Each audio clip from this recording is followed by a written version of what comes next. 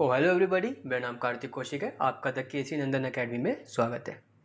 आज हमारी स्टार्ट होगी यूनिट 2 में आपका क्या है, यूनियन पार्लियामेंट की हम बात करेंगे। इसमें ऑर्गेनाइजेशन देखेंगे, procedure regarding enactment of legislation देखेंगे हम इसमें, और पार्लियामेंट्री प्रिविलेजेस देखेंगे। तो ये जो आपकी यूनिट है, यूनिट 2, इसको मैंने 3 पार्ट में बांटा है। तो पहला हम देखेंगे यूनियन पार्लियामेंट का ऑर्गेनाइजेशन, इसके कौन कौन से पार्ट होते हैं, कैसे कैसे ये इसके पार्ट बनते हैं, वो देखेंगे। दूसरा देखेंगे हम video procedure regarding enactment of legislation की, कोई भी हमारा लॉ होता है, कोई भी लेजिस्लेशन होता है, वो कैसे हमारा पास होता है, कैसे हमारा बिल एक एक्ट बनता है, या फिर बिल कैसे इंट्रोड्यूस किया जाता है, वो सब हम इसमें देखेंगे। उसके बाद हम देखेंगे पार्लियामेंट्री प्रिविलेजेस की, जो पार्लियामेंट के जो मेंबर हैं उनको क्या क्या जो है उनको विशेष अधिकार यहाँ पे जो है उनको मिले हुए हैं, वो देखेंगे। तो शुरू करते हैं पहले टॉपिक से, ऑर्गेनाइजेशन से। The union parliament in India as defined in constitution is bicameral legislation comprising president of India and 2 house. तो बाई कैमरल क्या होता है, जिसमें आपके 2 हाउस होते हैं। जैसे इसमें हमारे इंडिया में पार्लियामेंट के क्या है, मेन आपका राज्यसभा और लोकसभा यहाँ पे बने हुए हैं, अपार्ट फ्रॉम प्रेसिडेंट। तो कौन कौन से हाउस इसमें हमें, काउंसिल ऑफ स्टेट जिसको हम राज्यसभा कहते हैं, और हाउस ऑफ पीपल जिसको हम लोकसभा कहते हैं।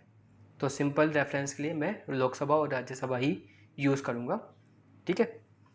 आगे बढ़ते हैं। It is a supreme legislative body responsible for making of law for the country. तो सबसे बड़ी अथॉरिटी कौन सी यहाँ पे, पार्लियामेंट है, जो कि आपके लॉ बनाती है भारत के लिए। Being the supreme legislative body, the parliament is the legislative organ of the union government. अब यूनियन गवर्नमेंट का क्या है, वो आपका लेजिस्लेटिव ऑर्गन है। It occupies a prominent and central position in the Indian democratic political system due to the adoption of parliamentary form of government।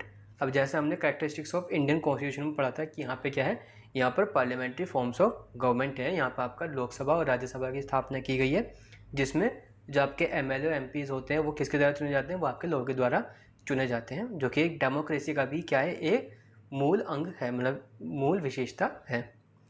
तो यहाँ पे जो है इसकी बात होती है। कॉन्स्टिट्यूशनल प्रोविजन देखते हैं। कॉन्स्टिट्यूशनल प्रोविजन बात करता है, article 79 to 122 contain in part 5 of the constitution of India deal with the organisation, composition, duration, officers, procedure, privileges and power of the parliament. तो जो आपका पार्ट 5 है वो आपका पार्लियामेंट की पावर या फिर इनके जो है कंडक्ट से हमारा डील करता है, ठीक है। आगे बढ़ते हैं। अच्छा, मैं आपको बताता हूँ, मैंने कहीं पढ़ा था, एक शब्द था सरला। आई थिंक ये मैंने एक गौरव सर की क्लास होती थी यूट्यूब पे, या अब भी होगी, मैंने वहाँ पे पढ़ा था। तो सरला की बात होती है, यहाँ पे हम बात करेंगे 79, 80 और 81। तो सरला ये आपका आगे ये, तो स से होगी संसद, र से होगी आपकी राज्यसभा, और ल से होगी आपकी लोकसभा। तो ये कुछ सिंपल सी ट्रिक है, आपको याद करने भी काफ़ी हेल्पफुल लगेगा, क्योंकि मुझे भी काफ़ी हेल्पफुल रहा ये वाला। तो आर्टिकल 79 आपकी संसद की बात बताती है कि संसद में कौन कौन होता है। जो आपका आर्टिकल 80 है वो आपका राज्यसभा बताएगा, और 81 आपका जो है लोकसभा बताता है। आगे बढ़ते हैं। Organs of the parliament. तो यहाँ पे और पार्लियामेंट का हम ऑर्गन देखते हैं, तो ये 3 पार्ट में बटा होता है।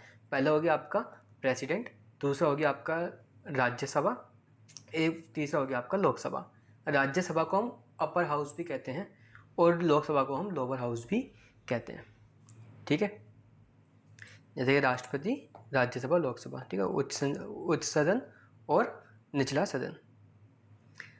तो प्रेसिडेंट देखते हैं सबसे पहले। The president is the head of state and it is the highest formal authority in the country.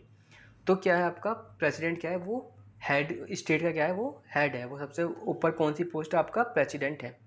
प्रधानमंत्री से भी ऊपर कौन सी पोस्ट होती है आपकी, प्रेसिडेंट की पोस्ट होती है। वो अलग बात है कि प्रेसिडेंट को कंट्रोल जो आपकी जो आप मंत्रिमंडल होता है वो आपका करता है कंट्रोल, बट सबसे बड़ा पद कौन सा है आपका, प्रेसिडेंट, मतलब कि राष्ट्रपति का सबसे बड़ा पद है। The president of India is not a member of either of the house and does not sit in the parliament to attend its meeting, but he she is integral part of parliament. तो जो आपका राष्ट्रपति है वो जो है आपकी जो पार्लियामेंट्री प्रोसीडिंग्स होती है, जो आप देखते हैं कि डिबेट्स होती हैं लोकसभा राज्यसभा की, तो वहाँ पर आपका राष्ट्रपति नहीं बैठता है, बट फिर भी क्या है वो पार्लियामेंट का एक पार्ट माना जाता है। अपॉइंटमेंट की बात करते हैं। The elected member of parliament and the elected member of legislative assembly elect the president of India. तो राष्ट्रपति को कौन चुनता है? जो आपके एमपीज होते हैं, मेंबर ऑफ पार्लियामेंट, मतलब कि लोकसभा का मेंबर हो या फिर वो राज्यसभा का मेंबर हो, ठीक, प्लस ठीक है ये जो एमपीज हैं वो किसके लिए रेफरेंस किया था? वो यूनियन के लिए रेफरेंस किए जाते हैं। देखिए जो एक हो गया आपका सेंटर, इजी वे में समझते हैं, एक हो गया आपका सेंटर, एक हो गया आपका स्टेट। सेंटर में क्या है? सेंटर में आपका पार्लियामेंट है। स्टेट में क्या है आपका? स्टेट लेजिस्लेचर है, जिसमें आपका विधानसभा, विधान परिषद ये सब आते हैं, ठीक है। लेजिस्लेटिव काउंसिल और लेजिस्लेशन स्टेट सब आपका आता है। तो समझते हैं इसमें जो सेंटर में कौन होता है? आपका पार्लियामेंट होता है। तो पार्लियामेंट में कौन होता है? एक तो आपकी लोकसभा होती है, एक होती है आपकी राज्यसभा। तो इसके जो मेंबर होते हैं उनको हम कहते हैं एमपी।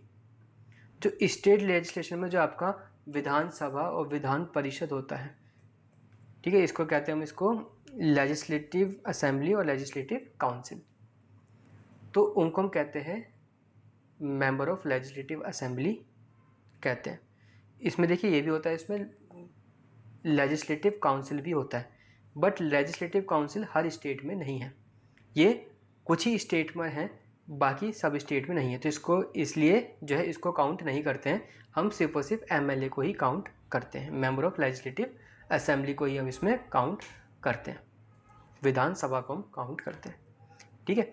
तो ये जो एमपी होते हैं और ये एमएलएज होते हैं, ये दोनों मिलकर क्या करते हैं? राष्ट्रपति को चुनते हैं। हम डायरेक्टली नहीं चुनते राष्ट्रपति को, बट हम इनडायरेक्टली चुनते हैं। कैसे? हम इनको चुनते हैं और ये जो है राष्ट्रपति को चुनते हैं। तो एक तरह से चुन तो हम ही रहे हैं ना, तो इनडायरेक्ट वे में हम राष्ट्रपति को हम क्या करते हैं? चुनते हैं। तो ये होता है प्रेसिडेंट का इलेक्शन। प्रेसिडेंट की पावर क्या क्या होती है?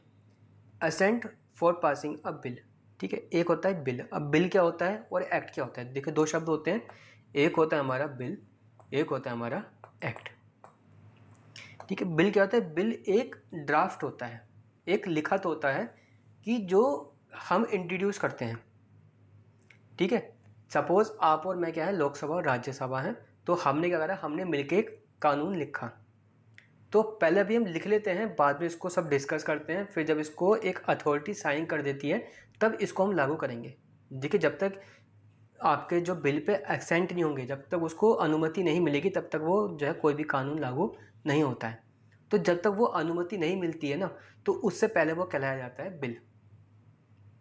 तो जब अनुमति मिल जाती है तो वो क्या बन जाता है? तब वो बन जाता है एक्ट, ठीक है। और वो अनुमति कौन देता है? वो अनुमति देता है आपका प्रेसिडेंट। ये शक्ति किसके पास है? ये शक्ति है प्रेसिडेंट के पास। तो एक बिल एक्ट कब बनता है? जब राष्ट्रपति की क्या उसमें स्वीकृति मिल जाती है। दूसरा क्या है? Summoning and prorogate the house. देखिए किसी भी जो दोनों हाउस हैं, लोकसभा और राज्यसभा, तो इनकी जो बैठक होती है तो वो उनको बुला सकता है। इसके पास शक्ति है कि मेरे को जो है 3 दिन बाद मेरे को मीटिंग चाहिए लोकसभा राज्यसभा की, तो वो बुला सकता है। ये शक्ति किसके पास है? राष्ट्रपति के पास है। या फिर कोई मीटिंग चल रही है तो वो उसको स्थगित भी कर सकता है, उसको बीच में रोक सकता है। कौन रोक सकता है? आपका राष्ट्रपति रोक सकता है, उसके पास पावर है। जब सेशन चल रहा होता है, इनके सेशन चलते हैं लोकसभा राज्यसभा के, इनके सेशन चलते हैं, तो उनको बीच में रुकवा सकता है। ये पावर किसके पास है? ये आपकी पावर है राष्ट्रपति के पास। He has the power to summon and prorogate both house, dissolve the Lok Sabha and issue ordinance when house are not in session, ठीक है। अब इसमें एक देखते हैं, समन और प्रोरोगेट। समन मतलब बुलाना, कि मैंने लोकसभा राज्यसभा को बुलाया, आप आओ और जो है यहाँ पे मीटिंग करो। प्रोरोगेट, मीटिंग चल रही थी, मैंने स्थगित कर दी कि बस अब और चर्चा नहीं, इसको यहीं पर रोको, या फिर इसका कोई निष्कर्ष नहीं निकल रहा है, ठीक है। दोनों हाउसों को बुला भी सकता है, उसको स्थगित भी कर सकता है। एक आता है डिसॉल्व द लोकसभा। जो आपकी लोकसभा बनी हुई है ना उसको विखंडित कर सकता है, उसको ख़त्म कर सकता है कि ये जो लोकसभा बनी हुई है मैं इसको ख़त्म करता हूँ या फिर ख़त्म करती हूँ। अब इसके फिर से इलेक्शन होंगे, लोकसभा के फिर से इलेक्शन होंगे, फिर से आपके जो है एमपीज वहाँ पे चुन के आएंगे। तो ये शक्ति किसके पास है डिसॉल्व करने की, वो राष्ट्रपति के पास है। याद रखना सिर्फ और सिर्फ लोकसभा को ही वो ख़त्म कर सकता है, राज्यसभा को नहीं कर सकता। इसलिए राज्यसभा को परमानेंट हाउस भी कहा जाता है। And issue ordinance when houses are not in session. अब ऑर्डिनेंस क्या होता है, देखिए जब बिल होता है वो एक्ट बनता है, कब बनता है, जब राष्ट्रपति उस पर साइन करता है। बिल कौन लेकर आता है, बिल लोकसभा या फिर राज्यसभा यहाँ पे लेकर आता है ना, तो फिर राष्ट्रपति साइन करता है, उसके बाद वो एक्ट बन जाता है। अब ऐसी सिचुएशन समझिए कि ना तो लोकसभा सेशन में है ना ही राज्यसभा सेशन में है, और कोई सिचुएशन ऐसी बनी है कि उस पर तुरंत कानून बनना है, ज़रूरी है। तो उसके लिए क्या होता है, उसके पास राष्ट्रपति को शक्ति दे रखी है कि अगर कोई ऐसी सिचुएशन होती है कि एकदम से कानून लाने की ज़रूरत है, भले ही परमानेंट ना हो बट कुछ टाइम के लिए कि स्थिति कंट्रोल हो जाए, तो ऐसी स्थिति में क्या होगा, राष्ट्रपति एक ऑर्डिनेंस बना सकता है या फिर अध्यादेश जारी कर सकता है। ठीक है, अध्यादेश कहते हैं टेम्परेरी लॉ होता है जिसको लागू होने से जो है वो स्थिति नियंत्रित की जा सकती है। तो ये शक्ति किसके पास है, ये शक्ति है आपकी राष्ट्रपति के पास है। आगे बढ़ते हैं, लोकसभा राज्यसभा को देखते हैं। राष्ट्रपति ने देख लिया, ठीक है, सरला हमने देखा था, शहर में क्या हो गया आपका, संसद हो गया। अब आता है रह, मतलब कि 80, article 80, composition of council of state. इसको समझते हैं, द काउंसिल ऑफ स्टेट मतलब कि राज्यसभा की हम यहाँ पे बात कर रहे हैं। The council of state shell consist of 12 members to be nominated by the president in accordance with the provision of clause 3। तो देखिए जो 12 व्यक्ति हैं, 12 मेंबर हैं, वो क्या रहे हैं, वो नॉमिनेट हो रहे हैं। ठीक है,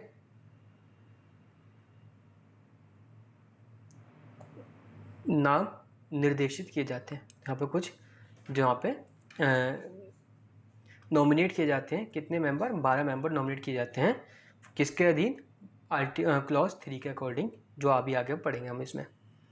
और जो not more then 238 representative state and on the union territory, और जो 238 हैं, इतने मेंबर्स कहाँ से चुनकर आते हैं, हमारे स्टेट और आपके यूनियन टेरिटरी से चुनकर आते हैं। तो टोटल मेंबर कितने हो गए आपके राज्यसभा में, ये हो गए आपके 0 और 1 4 2 50, सॉरी। तो आपकी कैपेसिटी कितनी है राज्यसभा की, 250 मेंबर्स की इसमें कैपेसिटी है। ठीक है, और ये मेंबर्स कौन है, इसमें से 12 तो कौन चुनेंगे जाएंगे, यहाँ पे प्रेसिडेंट चुनेगा, नॉमिनेट करेगा अपने हिसाब से। ठीक है, और जो बाकी के 238 हो गए वो आपके स्टेट और यूनियन टेरिटरी से आपके चुनकर आते हैं। सेकेंड क्लॉज कहता है, the allocation of seat in the council of state to be filled by the representative of state and union territories shall be in accordance with the provision in that behalf constitution वो contained in 4th schedule। तो हमने बात की थी first class में कि जो है मतलब सबसे पहली वाली जो क्लास हुई थी कॉन्स्टिट्यूशन की, कि वहाँ पे क्या है, अनुसूचियाँ हैं, स्केड्यूल्स हैं, 12 स्केड्यूल्स हैं कॉन्स्टिट्यूशन के बाद में, 12 अनुसूचियाँ हैं।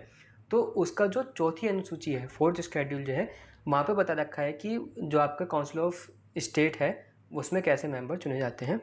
तो यही कहता है यहाँ पे कि जो आपके सीट अलोकेट होंगी, मतलब कैसे कैसे सीट अलोकेट होंगी, चुने जाएंगे, मतलब कि सॉरी गलत बोल दिया मैंने, कि वहाँ पे कैसे सीट कैसे कैसे वहाँ पे जो है बटेंगी, वो उसकी बात करता है।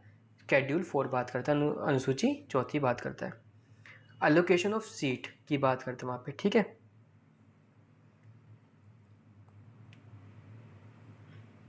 आवंटन की बात करता है उसकी। In council of state to be filled by representative of state and the union territories, किसके रिप्रेजेंटेटिव ढूंढे जा रहे हैं वहाँ पे, स्टेट और यूनियन टेरिटरीज के लिए जा रहे हैं। Shall be in accordance with the provision in that behalf content in 4th schedule. तो जो 4th शेड्यूल या फिर चौथी अनुसूची में दे रखा है उसके अनुसार ही वहाँ पे जो है आवंटन होगा सीटों का। The member to be nominated by the president under 1A shall consist of persons having special knowledge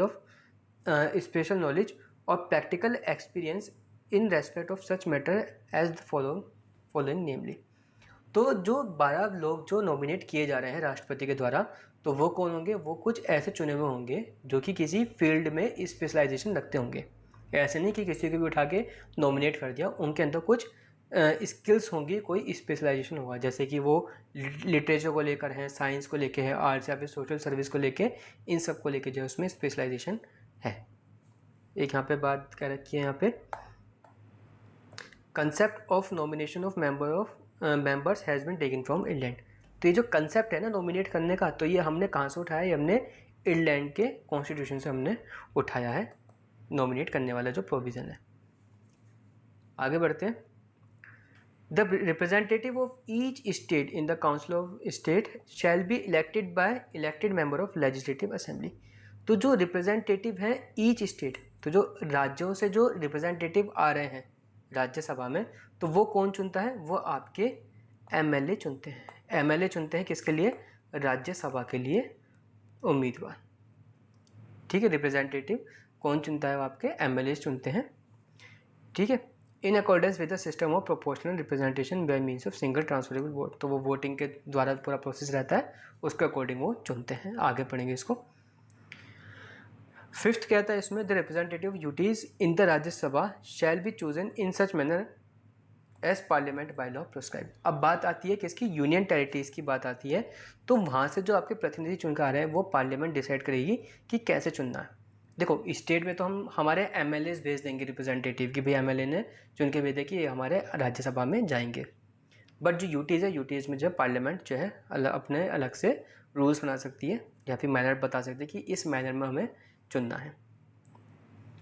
ठीक है, ये आपका यूनियन टेरिटरीज को लेकर है कि पहले 7 यूनियन टेरिटरीज थी, फिर क्या हुआ 31 अक्टूबर 2019 को क्या हुआ, इसमें 2 और जुड़ गई। कौन सी? Jammu and Kashmir and Ladakh. तो 7 यूनियन टेरिटरीज थी पहले, फिर उसमें 2 जुड़ गई। कौन सी? एक तो जम्मू एंड कश्मीर और एक जुड़ गई लद्दाख। ठीक है, फिर क्या हुआ? फिर जो दो थी हमारी, कौन सी? दादर एंड नगर हवेली और जो हमारी दमन एंड दीव थी, इनको क्या हुआ? इन दोनों को मर्ज करके एक ही बना दिया। पहले 2 थी, दादर एंड नगर हवेली और दमन एंड दीव, ये 2 थी अलग अलग, अब इनको एक ही बना दिया गया है। तो अब जब 2 मर्ज हो गई हैं तो अब कितनी हो गई हैं? अब टोटल हो गई हैं 8। ठीक है, अब इस समय करंटली कितनी यूनियन टेरिटरीज हैं? इस समय है 8 यूनियन टेरिटरीज हैं। ठीक है, आगे बढ़ते हैं। 81 देखते हैं, composition of house of people. हमने राज्यसभा देखा था, वहाँ पे 12 तो नॉमिनेट हो रहे हैं प्लस 238 क्या हो रहे थे वहाँ पे हमारे एमएलएस या फिर जो यूनियन टेरिटरीज से हमारे आ रहे थे, रिप्रेजेंटेटिव आ रहे थे। तो टोटल कितने मेंबर्स थे हमारे राज्यसभा में? 250 मेंबर्स थे। अब देखते हैं लोकसभा में कितने मेंबर्स हैं। Subject to the provision of article 331 the house of, sorry not mouth, it's a house, कहीं यहाँ पे वो तो नहीं कर दिया। ठीक है, ये कहता है subject to the provision of article 331 the house of people shall consist of. तो जो हमारा लोकसभा का वो किससे कंसिस्ट होगा? Not more than 530 chosen by direct election from territorial constituencies in the state. तो जो आपके स्टेट के अंदर जो टेरिटोरियल कॉन्स्टिट्यूएंसीज आपकी बटी हुई हैं, तो उसमें से 530 तो आपके क्या रहे हैं वहाँ पे इलेक्ट होकर आ रहे हैं। ठीक है, और not more then 20 members of represent the union territory chosen in such manner parliament में बाय लॉ प्रोवाइड। तो 230 तो आपके इलेक्ट होकर आ रहे हैं, कहाँ से? स्टेट से इलेक्ट होकर आ रहे हैं, और बाकी के जो 20 हैं वो कहाँ से आ रहे हैं? वो आपके यूनियन टेरिटरीज में से आ रहे हैं। तो अगर हम देखा जाए तो आपके लोकसभा की कितनी स्ट्रेंथ है? वो आपकी हो गई 550 स्ट्रेंथ किसकी होगी? लोकसभा की हो गई।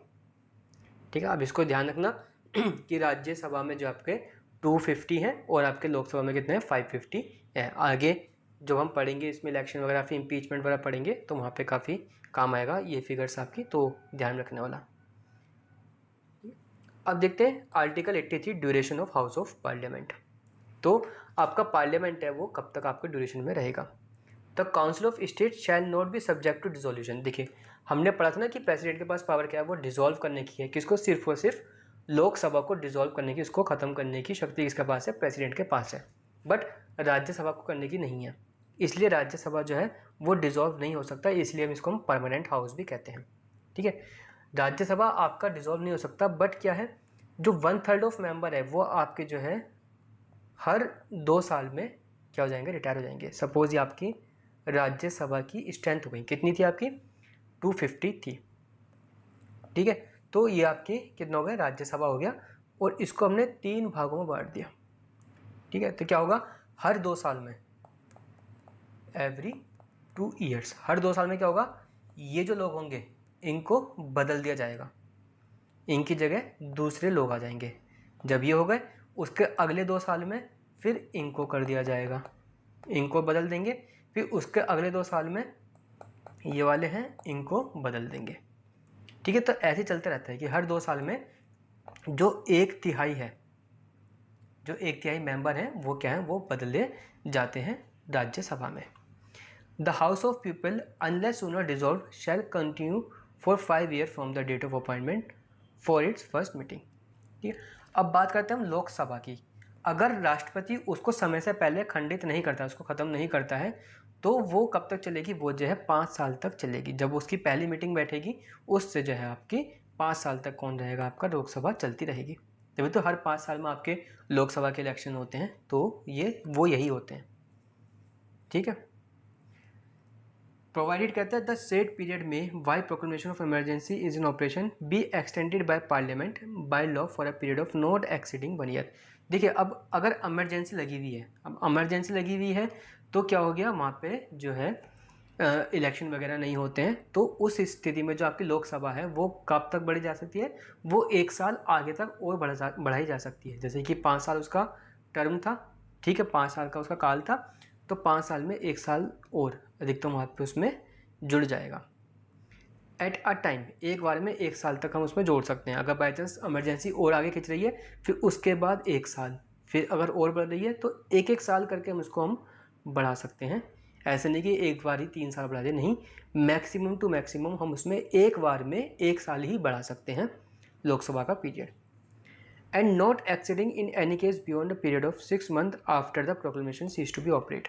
अब क्या कहता है, सपोज 5 साल जो हमारी लोकसभा चल रही थी, बट क्या हुआ, 5 साल होने से पहले ही क्या हो गया, इमरजेंसी लग गई, अब इलेक्शन नहीं हो रहे हैं, तो लोकसभा कब तक बढ़ गई, 1 साल तक बढ़ गई। सपोज इमरजेंसी और आगे तक चली तो वहाँ पे 1 साल और बढ़ा दिया। फिर सपोज कि वहाँ पे इलेक्शन हो गए, क्या हुआ, उसके बाद इलेक्शन हो गए, तो इलेक्शन वो होने के बाद, सॉरी इलेक्शन नहीं हुए, क्या हुआ, इसके बाद जो इमरजेंसी थी, आपातकालीन जो काल था वो ख़त्म हो गया। तो जब आपातकालीन बंद हुआ तो उसके 6 महीने तक, 6 माह तक जो है लोकसभा बनी रह सकती है, उसके बाद उसको ख़त्म ही होना पड़ेगा, उस टाइम में उसको री इलेक्शन करवाना पड़ेगा। ठीक है, क्लियर है, एक बार फिर से समझते हैं। सपोज 5 साल तक का क्या था, लोकसभा का वहाँ पे कार्यकाल था, 5 साल खत्म होने ही वाले थे, क्या हुआ, आपातकालीन लग गई, इमरजेंसी लग गई, तो उस स्थिति में क्या हुआ, 1 साल और बढ़ गया। ठीक है, सपोज 1 साल खत्म होने वाला था, फिर लग रहा है कि स्थिति नहीं सुधर रही है, आपातकालीन बनी रहनी चाहिए, तो 1 साल और हमने उसका क्या हुआ, हमने पीरियड बढ़ा दिया हमने लोकसभा का। फिर उसके बाद कभी जाके इमरजेंसी जो है हट गई, अब इमरजेंसी की स्थिति नहीं है तो इमरजेंसी हटा दी, तो जैसी इमरजेंसी हटी उसके मैक्सिमम टू मैक्सिमम 6 महीने तक और बनी रह सकती है लोकसभा। ठीक है, उसके बाद से ख़त्म होना है, ये वाली बात कौन कहता है, प्रोवाइडेड कहता है। परंतु आगे बढ़ते हैं, 84 बात करते हैं qualification of member of parliament. अब पार्लियामेंट के मेंबर की क्वालिफिकेशन की बात करते हैं, तो सबसे पहले क्या होना चाहिए, वो सिटीजन ऑफ इंडिया होना चाहिए, भारत का नागरिक होना चाहिए। अगर हम राज्यसभा की बात कर रहे हैं तो उसकी उम्र 30 साल से ऊपर होनी चाहिए। अगर हम उसमें लोकसभा की बात कर रहे हैं तो उसकी उम्र 25 साल से ऊपर होनी चाहिए। ठीक है, और possesses such other qualification as may be prescribed in that behalf by or under any law made by parliament. अगर पार्लियामेंट ने उसको लेकर कोई कानून बनाया है, कोई अगर जो रूल्स बनाए हैं कि भाई ये हमें क्वालिफिकेशन चाहिए, तो वो भी चाहिए। तो क्या चाहिए हमको, भारत का नागरिक चाहिए। अगर राज्यसभा की बात है तो 35 साल से ऊपर चाहिए हमें। अगर वो लोकसभा का मेंबर है तो वो उसमें 25 साल से ऊपर चाहिए, या फिर कोई भी ऐसी अदर क्वालिफिकेशन जो कि पार्लियामेंट जो है बताए कि हमको ये क्वालिफिकेशन चाहिए, उसकी बात करता है आर्टिकल 84। आर्टिकल 85 बात करता है session of parliament, prorogation and dissolution की बात करता है। तो president shall from time to time summon each house to meet but 6 months shall not be intervene between the last sitting in one session and the date of appointment of it first sitting in the next session. तो जो राष्ट्रपति है वो time to time क्या करेगा, समन करेगा, सबको बुलाएगा जो है मीटिंग करने के लिए, बट 2 मीटिंग के बीच में 6 महीने से ज़्यादा समय ना बीत गया हो। ठीक है, कि एक सेशन में और दूसरे सेशन में जो है बीच में 6 महीने का गैप इससे ज़्यादा ना हो गया हो, मतलब 6 महीने के अंदर अंदर इन्हें दूसरी मीटिंग करवानी पड़ेगी। ठीक है, क्लोज 2 बात करता है the president may from time to time prorogue the house और आइदर हाउस। तो वो क्या कर सकता है, वो प्रोरोग मतलब स्थगित कर सकता है, क्या सत्रावसान कर सकता है वो। ठीक है, मतलब उसको रोक सकता है कि अब इसको रोको, अभी बाद में करेंगे। ठीक है, स्थगित कर सकता है। बट दूसरा पॉइंट कहता है कि प्रेसिडेंट चाहे तो वो क्या कर सकता है, dissolve the house of people, मतलब कि वो लोकसभा को क्या कर सकता है, ख़त्म कर सकता है। ख़त्म कर देगा तो क्या होगा, उसमें फिर से री इलेक्शन की बात वहाँ पर आएगी। ठीक है, आगे बढ़ते हैं। Special address bye the president, इसको हम कहते हैं ज्वाइंट सेशन। तो president address both house after every general election eight commencement of first session of every year. तो जैसे ही जनरल इलेक्शन होगा और फर्स्ट सेशन होगा एवरी ईयर का, तो क्या होगा, वहाँ पे राष्ट्रपति जो है क्या करेगा, दोनों हाउस को बुलाएगा, ठीक है, मीटिंग के लिए। और इसको हम कहते हैं ज्वाइंट सेशन। क्या कहता है इसमें, प्रेसिडेंट एड्रेस बोथ हाउस, दोनों ही हाउस को क्या कर रहा है, बुला रहा है, आफ्टर एवरी जनरल इलेक्शन। ध्यान रखना, जब भी जनरल इलेक्शन होते हैं, जैसे इलेक्शन होते हैं उसके बाद ये बुलाएगा। एंड इसके साथ साथ at the commencement of the first session of every year. तो जैसे ही हर साल का कोई पहला सेशन होगा स्टार्ट जनरल इलेक्शन के बाद, तो वहाँ पर जो है वो दोनों हाउस को बुलाएगा मीटिंग के लिए। और इसको हम कहते हैं ज्वाइंट सिटिंग। देखो, ज्वाइंट सिटिंग आपको प्रोविजन में देखने को नहीं मिलेगा, ये कि आपका प्रोसीजरल टर्म है, ये आपको सुनने को मिलेगी कि ये ज्वाइंट सिटिंग बुलाई है। तो ज्वाइंट सिटिंग क्या है, यहाँ पे राष्ट्रपति दोनों हाउस को बुलाता है कि मिलने के लिए। एक होता है आपका ये ज्वाइंट सेशन है। ठीक है, ये ज्वाइंट सेशन है। एक होता है ज्वाइंट सिटिंग, वो आपका जब बिल पास होता है वो तब बैठती है कि जब ना ही लोकसभा मानना है किसी भी पॉइंट पे, ना ही राज्यसभा जो है किसी भी पॉइंट पर एक साथ जो है सहमत नहीं हो रही है, तो उसके लिए क्या होता है, ज्वाइंट सिटिंग बिठाते हैं। वो बात की बात है, उसको बाद में समझेंगे। फिलहाल आप समझिए यह क्या है, ज्वाइंट सेशन है, संयुक्त सत्र है। ठीक है, आगे बढ़ते हैं। Rights of minister and attorney general and respect of house, वैसे इसको छोड़ सकते हैं। फिर भी क्या है कि जो अटॉर्नी जनरल ऑफ इंडिया है, जो आपका भारत का जो अटॉर्नी जनरल ऑफ इंडिया है, ठीक है, ये आपका लॉ मिनिस्टर माना जाता है आपका, have a right to speak and otherwise take part in the proceeding of the either house any joint sitting of the house. ठीक है, समझते से। तो जो आपके मिनिस्टर्स या फिर अटॉर्नी जनरल ऑफ इंडिया है, ठीक है, उसके पास क्या अधिकार है, वो आपका कोई भी मीटिंग जो है आपके अटेंड कर सकता है, कोई भी आपका सेशन अटेंड कर सकता है, बट उसके पास क्या हो, वोटिंग राइट्स नहीं होंगे। ठीक है, बस उसके पास वोटिंग राइट्स नहीं होंगे, बट वो क्या कर सकता है, वहाँ पे बैठ सकता है, उनकी बातें सुन सकता है, या फिर अपने विचार भी वहाँ पे वो रख सकता है। वैसे इतना इम्पोर्टेंट है नहीं, इसको आप स्किप कर सकते हैं। आगे बढ़ते हैं। The chairman and the deputy chairman of the council of state. अब समझते हैं इसे।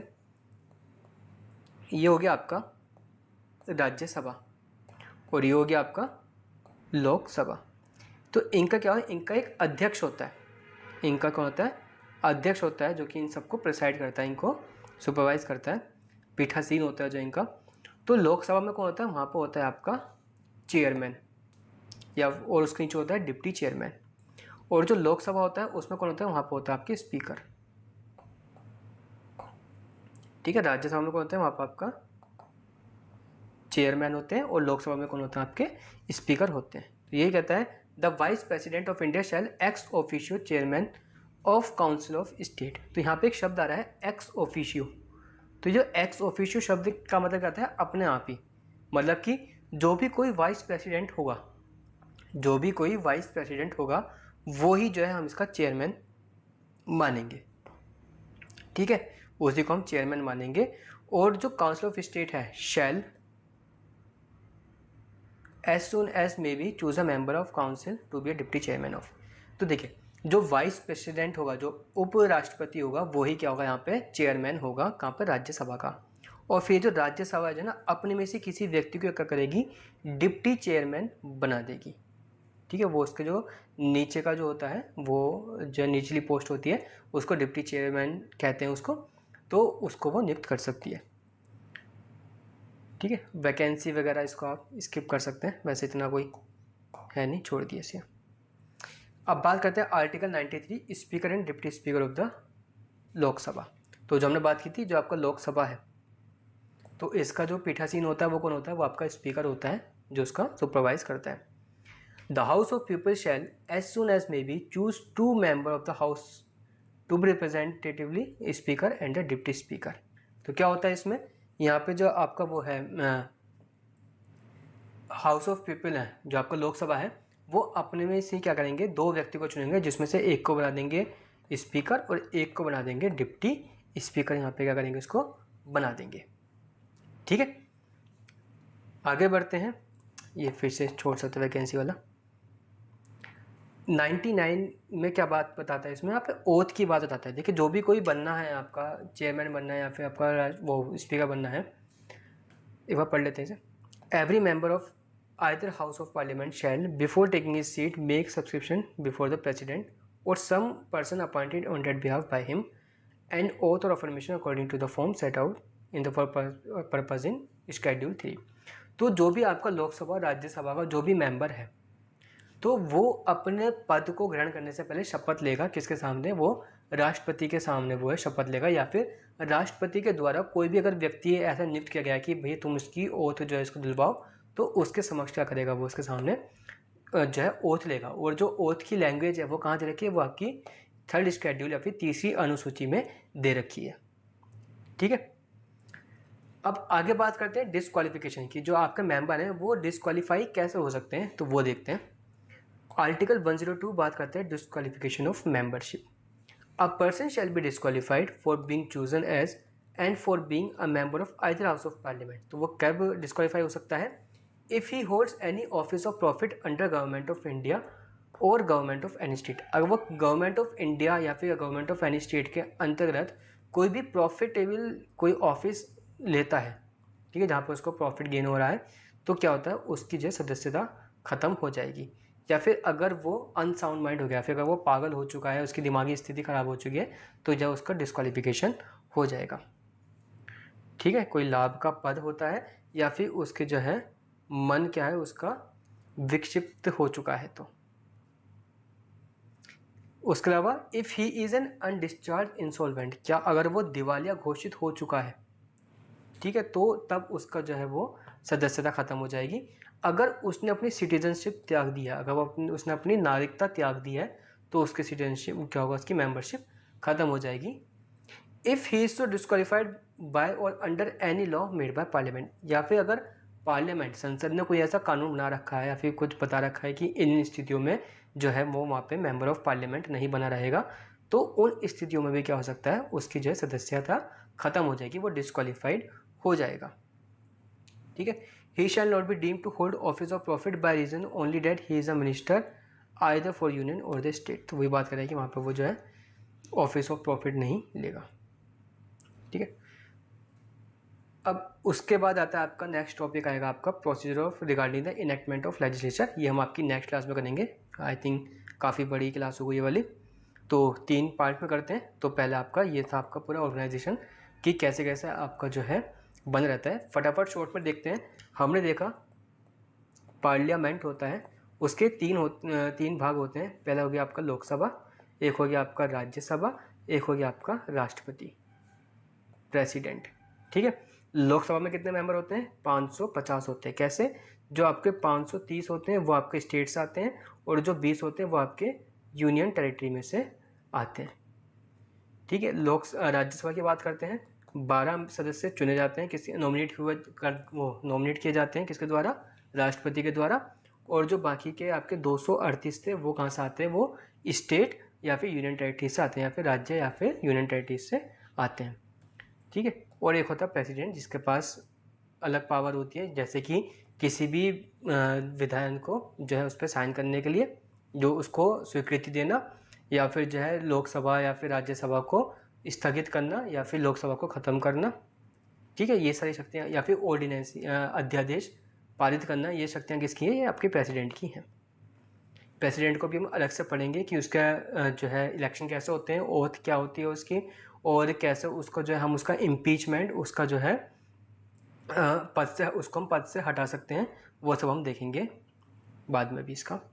ठीक है, आज के लिए इतना। आई होप आपको समझ में आया होगा। तो मिलते हैं नेक्स्ट क्लास में, तब तक के लिए बाय बाय।